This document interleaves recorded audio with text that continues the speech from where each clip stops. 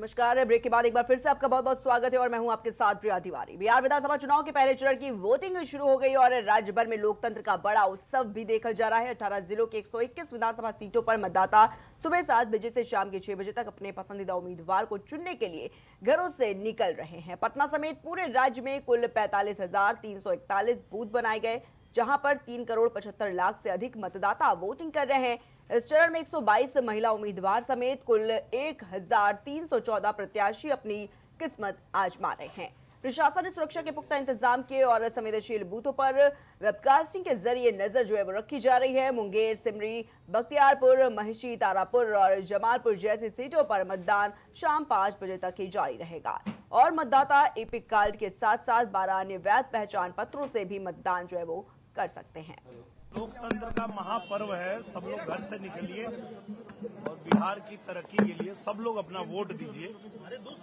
सभी लोगों को हम सब लोग यही अपील करेंगे कि ये सबसे बड़ा आपका अधिकार है मतदान, और आप बिहार की तरक्की के लिए मतदान कीजिए।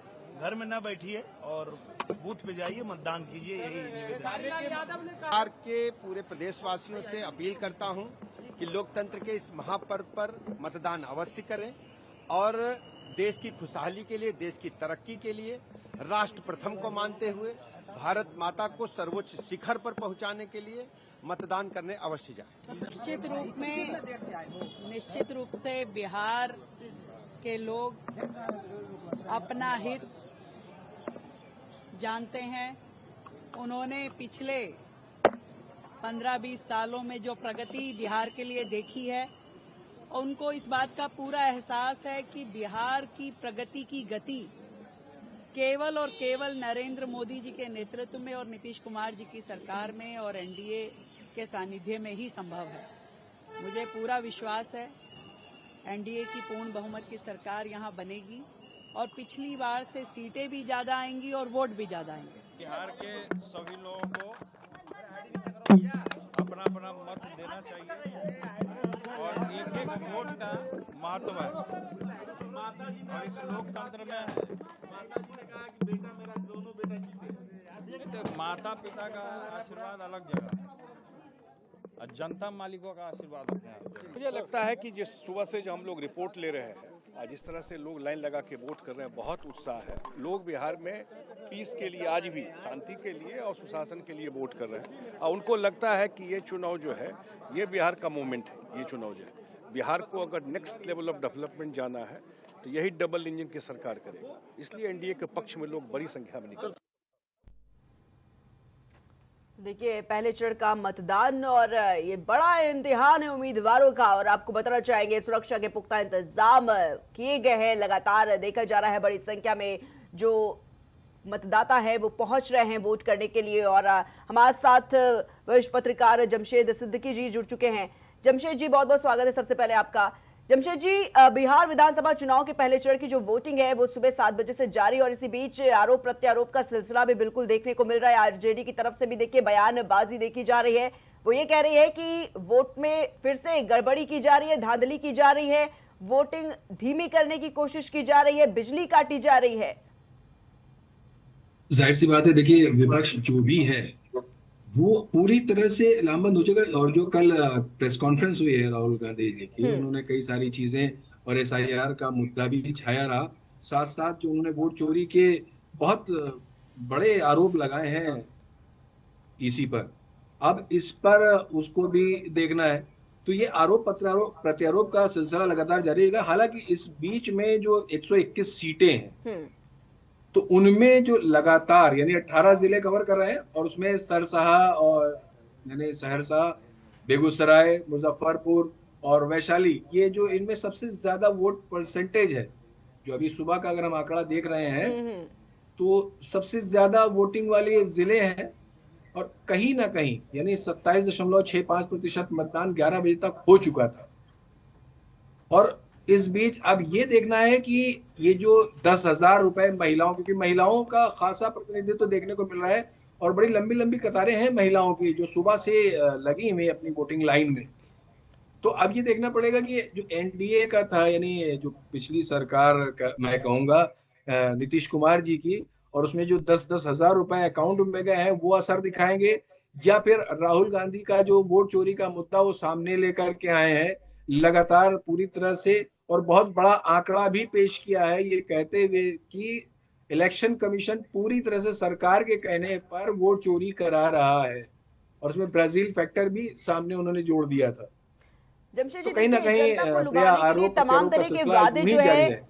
बिल्कुल जमशेद जी, अगर बात की जाए जनता को लुभाने के लिए तमाम तरह के वादे पार्टियों की तरफ से किए जा रहे हैं, चाहे वो एनडीए गठबंधन हो या फिर इंडिया गठबंधन हो। फ्री बीज पॉलिटिक्स बिल्कुल बिहार चुनाव से पहले देखी गई, किस तरीके से लगातार जो वादे हैं ताबड़तोड़ तरीके से किए गए हैं। बिहार की जनता तो ये समझ रही है ना कि ये फ्री बीज पॉलिटिक्स कितने उनके विकास के लिए, उनके भविष्य के लिए काम आने वाली है, चाहे वो बात बिजली की हो या फिर नौकरियों की हो। जमशेद जी से हर कोई वाकिफ है। जरूरी नहीं कि हमने 2 करोड़ नौकरियों का वादा किया हो तो 2 करोड़ नौकरियां हम दे देंगे किसी को। उसी तरह से तेजस्वी यादव जी ने भी 2.5 करोड़ नौकरियों का वादा कर लिया कि मैं 2.5 करोड़ नौकरियां दूंगा। तो ये जो लोक लुभावन वादे हैं वो अपने वोटर को अपनी तरफ आकर्षित करने के लिए किए जाते हैं कि ऐसा होगा तो मैं ऐसा करूंगा, लेकिन पटल पे वो वादे कितने पूरे होते हैं ये तो जग जाहिर है। आपने भी देखा कितने इलेक्शन आए, लोकसभा इलेक्शन हुए और भी राज्यों में इलेक्शन हुए, बड़ा सा पोटली लेकर आते हैं, बड़ी पोटली लेकर आते हैं, उसमें तरह तरह के दावे होते हैं कि बिजली 24 घंटे मिलेगी, सड़कें तंदुरुस्त होंगी, जो पुल है, ब्रिज है वो पूरी तरह से सही होंगे, यातायात व्यवस्था सही होगी, है ना, और युवाओं को नौकरियां मिलेंगी। तो इस तरह के दावे पक्ष में के पास भी हैं, विपक्ष के पास भी हैं। लेकिन जो विपक्ष है वो ये पूछ रहा है कि अभी तो सत्ता आपके पास है काफी समय से, उससे पहले आपने क्यों नहीं किया जो अब ये वादे कर रहे हैं। तो जाहिर सी बात है जनता हर चीज समझती है। अगर जनता को ये चीजें मिली हैं, हासिल हुई हैं नीतीश सरकार से, तो एक बार फिर एनडीए के पक्ष में जाएगा। और अगर जनता को वो वादे पूरे लगे थे तो जाहिर सी बात है महागठबंधन अपनी बातें कह रहा है। अब कितना आगे जाएंगे ये तो आने वाला वक्त बताएगा, तो पहला चरण है अभी तो। जमशेद जी, देखा जा रहा है तेजस्वी यादव बार बार इस बात को कोट करते हुए नजर आ रहे थे कि हम कम समय में ज्यादा लाभ जो है वो बिहार की जनता को पहुंचाने का काम करेंगे। चाहे जिस तरीके से उन्होंने इस बात का भी जिक्र किया कि 20 सालों में जो काम नीतीश कुमार ने नहीं किया हम वो 20 महीनों के अंदर कर देंगे, चाहे वो नौकरी के वादों को लेकर अपनी बात कही गई हो, या फिर ये भी देखिए एक बड़ा मुद्दा देखने को मिला जमशेद जी की पैसों को लेकर टारगेट करने की कोशिश। अभी प्रियंका गांधी की जनसभा थी बिहार में, वो ये कहती हुई नजर आई कि नीतीश बाबू को क्या पहले नहीं याद आया महिलाओं को पैसे देना, चुनाव है तो भाई पैसे बांट रहे हो 10-10 हजार रुपए। और तेजस्वी यादव का अगले ही दिन देखिए बयान सामने आया, वो वादा कर दिए महिलाओं से कि भाई 14 जनवरी यानी मकर संक्रांति के दिन अगर हमारी सरकार बनती, हम सत्ता में आते हैं तो 30-30 हजार रुपए तुरंत खाते में पहुंचा देंगे। तो ये फ्री बीज पॉलिटिक्स जो है जनता को लुभाने के लिए ये जो वादे हैं, ये जनता देख तो रही है, समझ तो रही है। जी, जनता बताए ना, जनता कहा जाता है कि जनता मालिक है बिल्कुल लोकतंत्र में, क्योंकि वो ही चुनती है जनप्रतिनिधियों को, वो ही जो सत्ता में बैठते हैं। लेकिन सत्ता में बैठने के बाद, कुर्सी पर बैठने के बाद उस जनता के साथ कैसा व्यवहार करते हैं, कैसे जो वादे उन्होंने किए हैं वो वादे पूरे करते हैं या नहीं करते हैं। और ये बड़ा सवाल है कि पूरे एक कार्यकाल उनका निपट गया और उस कार्यकाल के अंतर्गत उन्होंने 10,000 रुपए नहीं दिए, लेकिन जब आप इलेक्शन आया तो आपने महिलाओं को लुभाने के लिए 10-10 हजार रुपए उनके खाते में डाले। अब ये सवाल बड़ा है, ये पैसा कहाँ आया, किसका था, कैसे है, क्यों है, ये बात की बात है, लेकिन सवाल बड़ा। और इसी तरह से अगर तेजस्वी यादव जी ने सवाल का जवाब दिया कि 30-30 हजार रुपए अकाउंट में डाले जाएंगे, तो वो पैसा कहाँ से आएगा, वो फंड कहाँ से इकट्ठा होगा, कैसे होगा, कौन कौन लोग शामिल होंगे, कितने उद्योगपतियों से पैसा लिया जाएगा या सरकारी फंड से पैसा दिया जाएगा, ये बड़े सवाल है प्रिया जी। बिल्कुल, लेकिन हाँ, जी देखिए लोग लुभावन बिहार का बजट जा रहे भी हैं, नहीं है, वो पूरे कितने होंगे पता नहीं। बिहार का तो इतना बड़ा बजट भी नहीं है। अगर आप इसे कैलकुलेट करेंगे, महिलाओं की संख्या निकालेंगे और ये जो पैसे बांटने की अगर जो कैलकुलेशन देखेंगे तो इतना तो बिहार के बजट बर्दाश्त ही नहीं कर पाएगा। जाहिर सी बात है, अब जैसे 10-10 हजार रुपए अगर आप जोड़ डालें तो कितनी महिलाओं को दिए गए और कितने करोड़ रुपए का बजट था और ये पैसा कहां से आया, ये भी देखने वाली बात है कि अगर 10-10 हजार रुपए बांटे गए, ये पैसा कहां से आया। हो सकता हो तेजस्वी यादव ने एनडीए सरकार को देखते हुए जो वादे किए हों, भाई जैसे बजट उन्होंने कैलकुलेट किया, कैसे किया वैसे ये करेंगे, उनके दिमाग में भी कुछ चल रहा होगा। अब क्या चल रहा है तो आने वाला वक्त बताएगा पूरा कर पाएंगे या नहीं कर पाएंगे, या सिर्फ कोरा वादा है। ये तो बिल्कुल आने जमशेद जी, वाला समय देखिए बताए। चुनाव के वक्त कई वीडियोस भी सामने निकल कर आती हैं, सोशल मीडिया का जमाना है, वायरल भी खूब होती है। हमने कई तस्वीरें, कई ऐसे वीडियोस देखे, कई ऐसी फैक्ट्रियों के वीडियो देखे। आपने भी देखा होगा कैसे आज जी। वो फैक्ट्रियां खंडहर में तब्दील हो गई है, जो कभी लोगों के रोजगार का साधन हुआ करती थी। गन्ना पेराई की भी हमने एक वीडियो देखी थी अभी कुछ समय पहले ही, कैसे वहां की जो जी। मशीनें हैं वो पूरी तरीके से जंग लगी हुई हैं, है भी और नहीं भी है। इन सब के चलते भी पलायन एक बहुत बड़ा मुद्दा है। बिहार में भी देखा बहुत गया, बड़ा। मैनिफेस्टो में भी पलायन को लेकर खूब बातें कही गई थी, पलायन को रोक दिया जाएगा, लेकिन जो पहले की चीजें हैं वही खत्म कर दे रहे हैं। तो किस तरीके से पलायन को रोका जा सकता है? बिहार की जनता तो जाहिर सी अपना बात है, विजन की रोजगार बहुत बड़ी ढूंढेगी, जरूरत है बिहार बिहार में में। नहीं सही तो कहीं और जाएगी। बिल्कुल भाई, देखिए फैक्ट्रियां कितनी लग रही हैं, कितना रोजगार। तेजस्वी यादव ने जो सवाल उठाया था कि वोट आप मांगेंगे बिहार में और फैक्ट्री लगाएंगे आप गुजरात में, सोशल मीडिया पे बड़ा वायरल हुआ था। बिल्कुल। तो जाहिर सी बात है, बिहार के बेरोजगार युवाओं के लिए क्या मैपलाइन है, क्या मैप बनाया, क्या मैप तैयार किया है कि कितनी नौकरियां देंगे, कैसे देंगे, किस जगह पर देंगे, सरकारी नौकरियां होंगी या उद्योग लगाएंगे, क्या रोड मैप तैयार किया, क्या खाका तैयार किया है। और जाहिर सी बात है, पलायन सबसे बड़ा मुद्दा ये होता है जब हमारे स्टेट में हमको रोजगार नहीं मिलेगा, नौकरी नहीं मिलेगी, तो हम अदर स्टेट पर जाएंगे, हम दूसरे जगहों पर जाके नौकरी करेंगे, पैसा कमाएंगे। और वो एसआईआर का मुद्दा भी उसी से आधारित था कि भाई जो रोजगार करने बाहर गया है वो वोट कैसे डालेगा। तो कई सारी चीजें जुड़ के आ रही है ना, तो जमशेद बेरोजगारी जी, भी बहुत बड़ा मुद्दा है प्रिया जी। कैंडिडेट अपना ब्लूप्रिंट बताना नहीं चाह रहा है। आपने भी देखे होंगे वीडियोस, कैंडिडेट पे जब ब्लूप्रिंट से सवाल किया जाता है ब्लूप्रिंट को लेकर, तो वो ये कहते हैं नहीं ये तो निजी मामला है पार्टी का, कैसे बता दें हम अपना ब्लूप्रिंट क्या है। जाहिर सी बात है, वो तो छिपा के चलेंगे। वो अगर ब्लूप्रिंट तैयार कर देंगे तो आने वाली और पार्टियां जहां और सरकारें चल रही हैं, उनको ही डर रहता है कहीं उनका मैथिली ब्लूप्रिंट वो तो ठाकुर नहीं की चुरा वीडियो लेंगे। आपने भी देखी होगी जमशेद जी, और जनता जी। भी देख रही है। जाहिर सी बात है, जनता सब कुछ देख रही है, सब कुछ समझ रही है, लेकिन जिस तरह से भीड़ नजर आ रही है, यानी सुबह 11 बजे तक करीब 28% मतदान हो चुका था। और सबसे ज्यादा मतदान करने वालों में सहरसा जो सीट है, जिला है, उसमें 15.27% मतदान दर्ज किया गया। तो ये जो महिलाएं हैं, महिलाएं जो बढ़ चढ़ कर आगे आ रही हैं, तो ये देखना पड़ेगा कहीं वो 10,000 रुपये वाला फैक्टर तो नहीं, या बिल्कुल। यूथ जो आ रहा है कहीं ऐसा तो नहीं तेजस्वी यादव के जो 2.5 करोड़ नौकरियां देने का वादा है उस पर आ रहा है, या 30-30 हजार रुपए का जो महिलाओं से वादा किया उस वजह से महिलाएं आ रही हैं। तो कई सारी चीजें, ये जब बैलेट जो ईवीएम है, मशीनें खुलेंगी, और मशीनें खुलने के बाद क्या प्रतिशत कितनी किसकी तरफ गया है, कौन सीट ले रहा है, कौन सरकार बना रहा है, ये आने वाला वक्त बताएगा। प्रिय जमशेद जी, लेकिन एक मेरा बड़ा सवाल ये कि जो पार्टी होती है जो बड़े चेहरों को मैदान में उतारती है, चाहे वो सेलिब्रिटीज हो, अभी देखा गया मैथिली ठाकुर को उतारा गया मैदान में, उधर खेसारी लाल को मैदान में उतारा गया, क्या लगता है पार्टियों को कितना फायदा इन कैंडिडेट से होता है?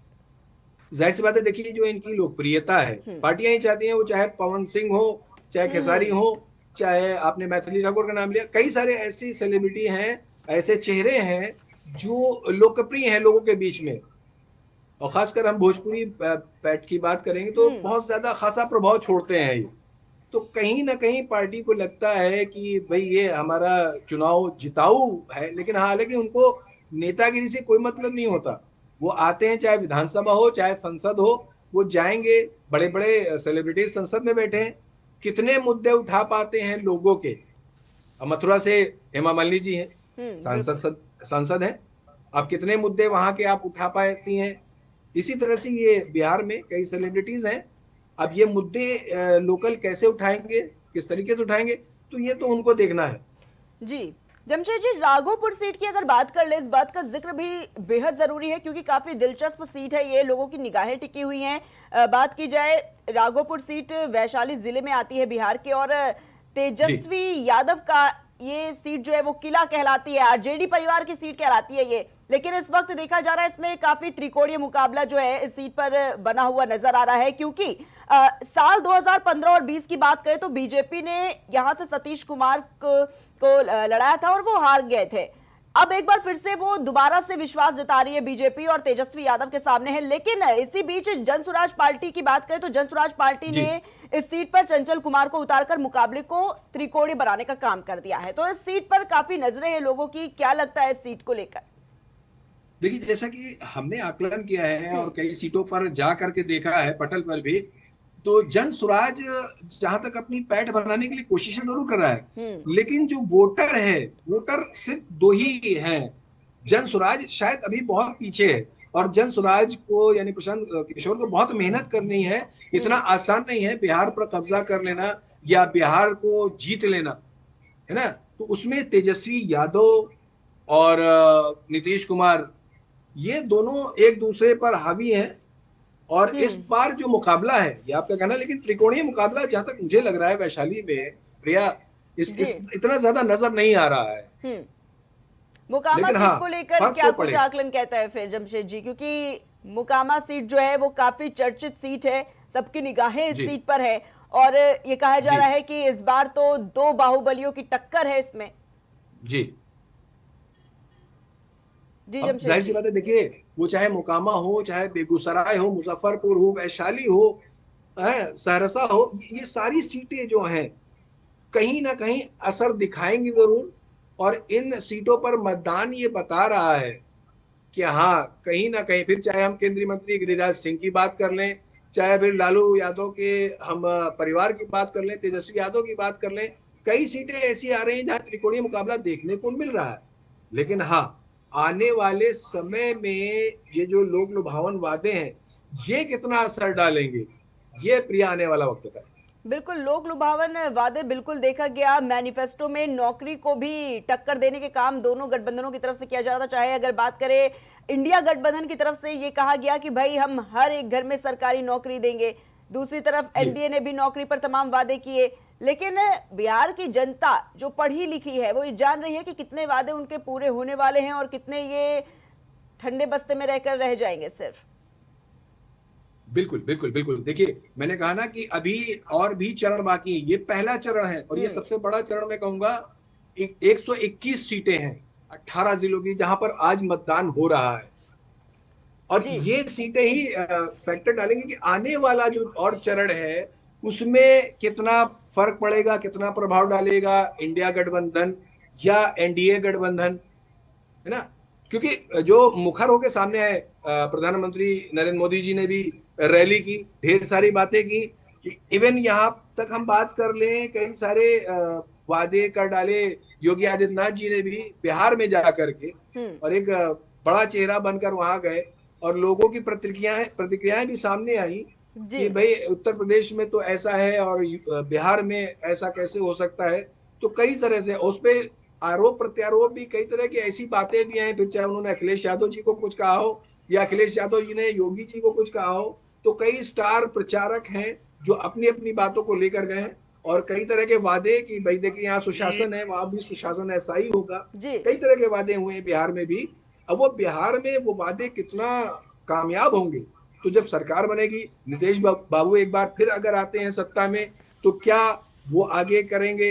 हालांकि लोगों का ये भी कहना है कि नीतीश बाबू तो सिर्फ चेहरा लेके आए हैं, बीजेपी अपना कैंडिडेट बनाएगी मुख्यमंत्री। लालू प्रसाद यादव का आज एक बयान सामने आया। उन्होंने एक पोस्ट किया जिसमें वो ये लिखते हुए नजर आ रहे थे कि तवे पर रोटी पलटती रहनी चाहिए वरना जल जाएगी। क्या लगता है किधर संकेत है ये? में एक ही शख्स लगातार रहेगा तो वो भी दिक्कत है। तो सत्ता परिवर्तन होते रहना चाहिए। यदि सत्ता परिवर्तन नहीं होता, वो चाहे सेंट्रल हो या स्टेट हो, सरकारें निरंकुश हो जाती हैं। पब्लिक के लिए कितना उनको समय मिलता है ये बिल्कुल नहीं होता, क्योंकि वो निरंकुश होती, घमंड आ जाता है कि अरे मुझे तो यहाँ से अब कोई हटा ही नहीं सकता। तो ये लालू यादव का उधर इशारा है कि सरकारें पलटती रहनी चाहिए, यानी रोटी पलटती रहनी चाहिए वरना जल जाएगी। जी जमशेद जी, लेकिन देखिए बिहार में चुनाव से पहले एक बड़ा सवाल ये भी कि बिहार में बहार बा की जंगल राज बा, इस पर क्या कुछ कहेंगे? क्योंकि लोगों के मन में भी यही सवाल था, बिहार की जनता के मन में भी यही सवाल था, और ये देखा गया कि पार्टियों की तरफ से भी इस मुद्दे को काफी जोर शोर के साथ उठाया गया, जंगल राज। जमशेद जी, किस तरीके से देख रहे हैं? जंगल राज एक बहुत बड़ा शब्द है, और वो जंगल राज जहां पर जो अपराधी हो बिल्कुल बेलगाम हो, वो जंगल राज जहां पुलिस की जो भूमिका हो जीरो हो जाती है। तो उस मुद्दे को भी जाहिर सी बात सत्ता अपने हिसाब से लेके चल रहा है। सत्ता कह रहा है कि देखिए हमारे राज में कानून का राज था, इस तरह की चीजें थी, लेकिन विपक्ष कह रहा नहीं, ऐसा नहीं, हमारे राज में बेहतर था। और सत्ता जो कह रही है, देखिए लालू प्रसाद यादव के पुराने मुद्दों को उठा रही है, चारा घोटाले को लेकर आ रही है, कई सारे हैं, नौकरी घोटाला है, जमीन घोटाला, कई सारे घोटाले सामने लेकर आ रही है। जी। तो अब ये जंगल राज कहाँ आगे लेके जाएगा? क्या जो युवा है, देखिए जंगल राज में भारी जो है इस समय सबसे मुद्दा है वो बेरोजगारी का, वो चाहे उत्तर प्रदेश हो या बिहार हो। युवा को चाहिए रोजगार, युवा को चाहिए नौकरी। और जैसा कि प्रधानमंत्री जी ने कहा कि रील बनाओ, है ना, डेटा उन्होंने कहा सस्ता हो गया है, 1 GB डेटा देखिए कितने में मिलता है। और उसके बाद उन्होंने रील बनाने को एक रोजगार बता डाला। तो नौकरी चाहिए युवा को रोजगार चाहिए, ऐसा मजबूत रोजगार चाहिए जमशेद जी, जिससे वो क्या अपने लगता है अगर परिवार को नौकरी चला के सके वादों को पूरा और कर दिया पलायन ना जाए? हो। ठीक है जमशेद जी, क्या लगता है नौकरी के वादों को अगर पूरा कर दिया जाए तो जो पलायन का एक बड़ा मुद्दा है वो अपने आप ही खत्म हो जाएगा?